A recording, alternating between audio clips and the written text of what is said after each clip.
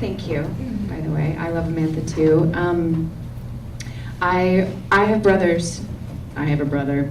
I have two brothers, and I have a family. And I really resonated with that really complicated love that you have for a sibling that is almost inexplicable, and yet you are bonded and tied for life. And so to filter that through Amantha is, you know, a joy, but also really difficult. You know, something I wish I had about Amantha is, you know, if I put my foot in my mouth, or I'm very honest, or go after what I want, I have a filter. You know, I'm a little aware. Sometimes I wish I could be as unabashed as she is in the things that she says and does. You know, I wish I had the courage to not conform that she has. So it's really liberating, and I've really grown. But it can also be intensely lonely, because when you're constantly putting yourself out there and constantly fighting for what you believe in and saying the things that no one else is, you can separate yourself from society. So that it's been amazing that people are just like, I've never seen that on television before. I've never seen that unique point of view without judgment. You know, it's just people being people. Tawny is who she is, and she's right in her world. Like, she is right in her world, and Ted Jr.'s right, and Amantha's right, and Dana's right. You know, there's so much respect given to it, and it is a part of the fabric, but it's not a comment on.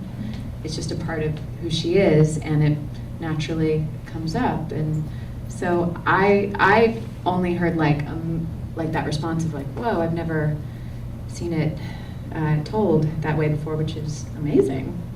Tawny is exactly who she is. I had the pleasure of seeing Aiden's audition for the show before he arrived, and it was just like, oh my gosh, that's my brother. That's my brother. And it's odd because when he auditioned, he had very long hair. He kind of looked like Ray. Very long hair and a big beard.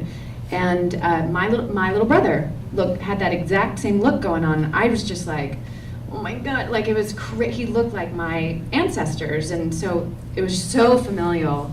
And he arrived after flying for like 48 hours, and we were staying at the Atlanta Motor Speedway at the time. True, not a David Lynch movie, true. And it was like this weird thing that we were doing, and when he literally, I was like in the hallway, and I was like, oh, hello. And he just arrived, and we actually pulled the couch out of his apartment and put it on the deck, and we smoked a cigarette, and that was our first meeting, and that was kind of it. I mean, everyone was very well cast. I will just say that our very first dinner, it was just the dynamic was there.